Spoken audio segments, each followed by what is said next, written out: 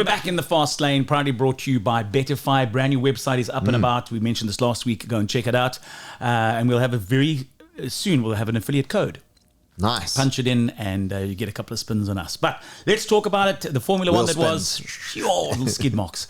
What a Formula One race it was. No show for McLaren.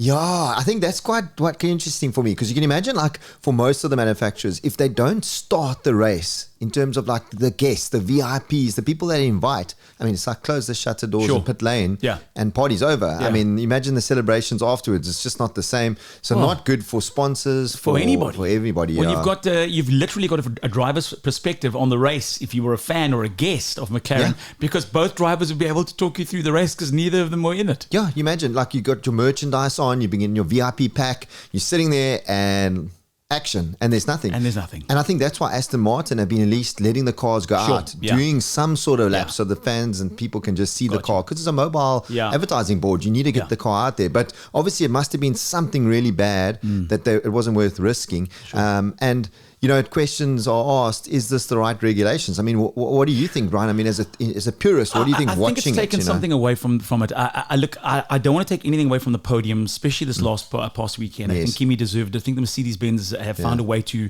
take and use the situation to their advantage. I've never seen Toto look this happy in his life, and I've never seen him look so jokingly about the grid and about drivers on the grid. And so from a Mercedes-Benz point of view, look, they're not going to complain too much about the drivetrain. They're not going to complain about the rules. There's a lot of things they won't complain about, but certainly if I was McLaren and even Ferrari to a degree, I mean, Ferrari must be thinking about the season ahead, going, wow, we picked up a podium, Lewis Hamilton's first podium, and certainly from their point of view, they've got a car that can clearly work. It's the likes of the Max Verstappen's, what Red Bull are doing, what McLaren are doing, what, as you mentioned, Aston Martin are doing, or rather not doing. And then you got the debutantes to the sport, the likes of Cadillac and Audi, who are turning around going, Audi haven't done too badly, I must say. They're kind of in the middle. They're kind of in the middle.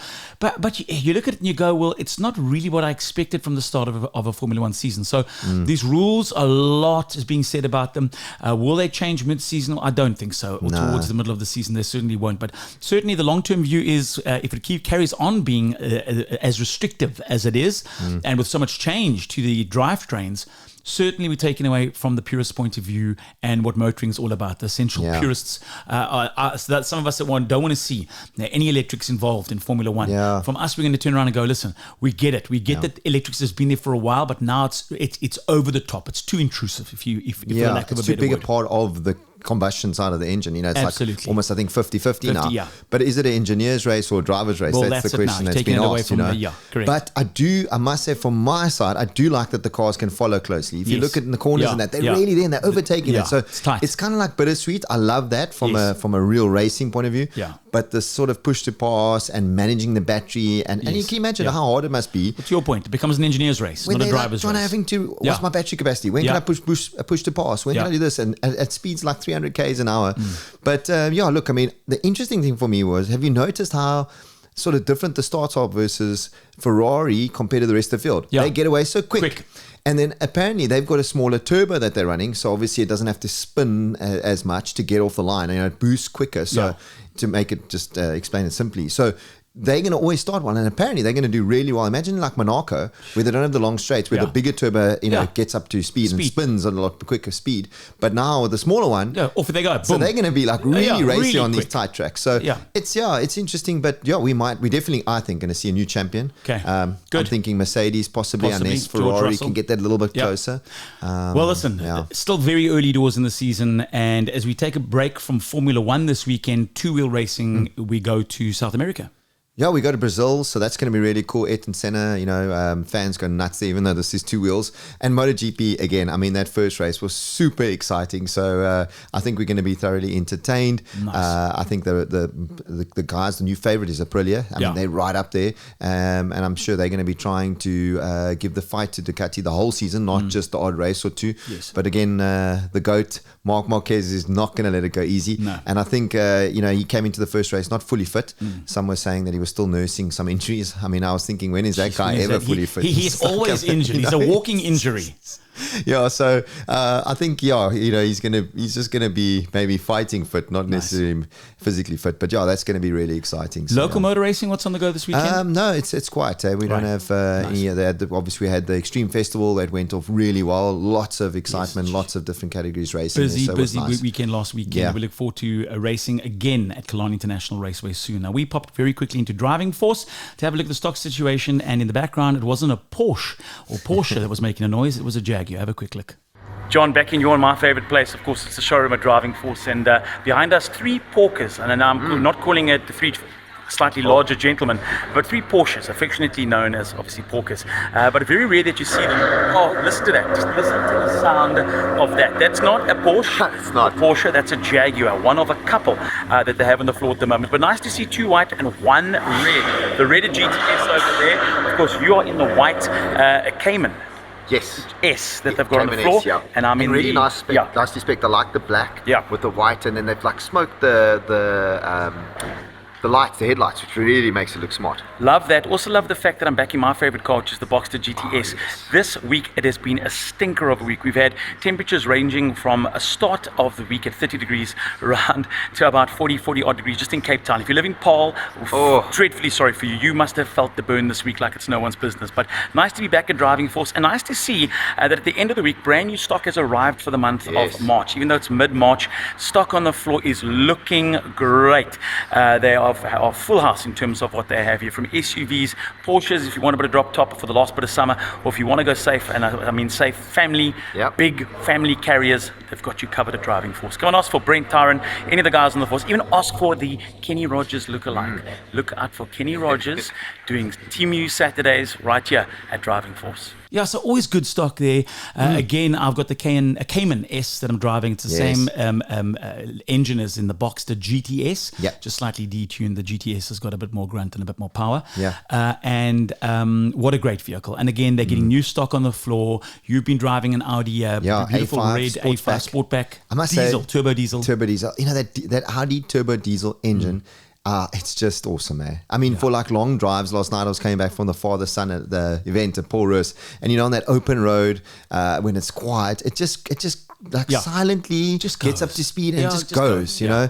So much torque, so great car there. By the way, we shot the footage that you saw a bit earlier on from Driving Force on the all-new Leica, non-endorsed, by the way. Probably one of the only ones in the country. It's the new Leica Lights phone. How's that back of that phone? All I wanted was the camera, right? All I wanted is the camera. It's a Xiaomi, everything else is Xiaomi 17 Ultra, but this is a special edition. The Lights phone's one that Leica have been very involved with in terms of the camera setup. So much so that they've put the famous red dot on the back of the phone as well. I was going to ask that. Is that what that is? The red dot. So great, phenomenal photographs, and we'll be looking forward to putting this through its paces in terms of some of the stuff on our social media soon. So there we go. Now, John, as we speak, I am hitting a plane. I'm on my way to the airport as a guest of Rolex. So a huge thanks to Rolex for the invite. I've been a massive fan of the brand. Donald Grigg at Charles Grigg at the Waterfront. We've mentioned this before on the show, that over 20, almost coming up to 30 years of a relationship that I've had with the family. And if you go as much as I do to the shop, and you're on as many waiting lists as I am for very special pieces, you get an invite to many a great thing. And I've been fortunate enough to go on a lot of trips with Don and with Rolex, playing, as you've seen on the podcast before, golf at Leopard Creek. This time I'm off to stay in City with Rolex. Cool. Off to LIV Golf. Let's check out action from day one. So John, here I am at LIV Golf, and this is where it all starts for Friday. Best seats in the house in terms of viewing. Look at this. This is amazing. Thank you. Doesn't get any better than this. As a guest of Donald Grigg and the Grigg family, and of course Rolex. This is the best seats in the house for LIV Golf.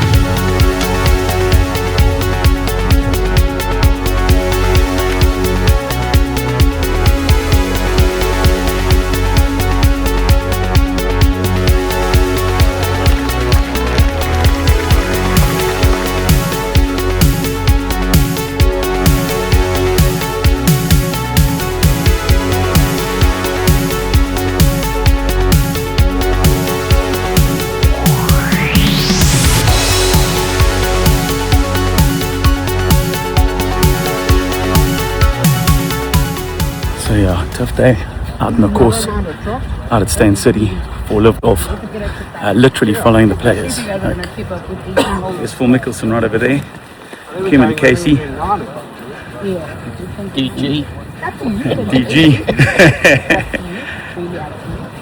and we're literally on a beautiful, slightly cloudy day. A little bit of cool weather when the cloud cover's in, but what a day with Rolex. Unbelievable. Really, really special day. To walk the course behind Mickelson's 4-ball, just incredible.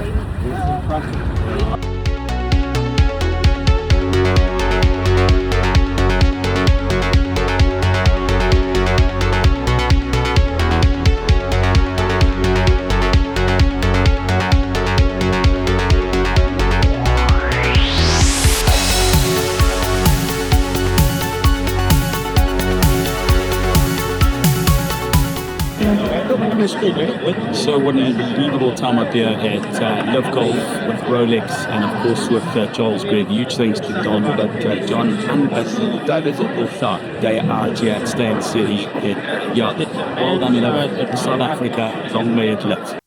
Check that. That is cool, eh? So I haven't seen that What actually a yet vibe. because I'm leaving you to go there. And so that footage that you've seen would have been done I in watch post, it quite a bit, and I know there's like a hole that apparently all LIV Golf competitions have, and I know. I'm not going to say anything. I'm sure you're going to find your way to this hole. Nice. Apparently, it's the most entertaining hole on the course, and it's a lot of fun. So we'll look out for you on TV. And you must say how's it to our buddy Grant Feenstra. Oh, Grant will be there with some of these golfers. He's, Absolutely. I think like coaching a few of the guys up there, so it'll be nice Grant, to see him. Licker to touch base with you by now. I would have obviously had seen you already. But Fastlane over the next couple of weeks, very busy.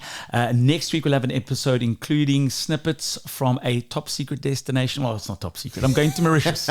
I went for the family to Mauritius next week, and parts of the Fastlane will come to you from the beach cocktails side and some at umbrellas. Beach. Beachcomber, huge thanks. I didn't get sponsored. I paid for the trip myself, but I'm just thanking them in advance, hoping to get a room upgrade. Fruit maybe. basket, come on, Fruit throw in basket, there. throw in some biltong and fruit basket. But a huge thanks to the team at Beachcomber. I know that the team are super excited about looking after us. And like I said, they certainly didn't sponsor the trip, but they did arrange a fantastic deal. So thank you very much. And looking forward to that. We'll be back with the Fastlane next week. Like, subscribe, be a part of the community. Importantly, we'll catch you again next week with another episode of the Fastlane brought to you by Betterfy. Fastlane.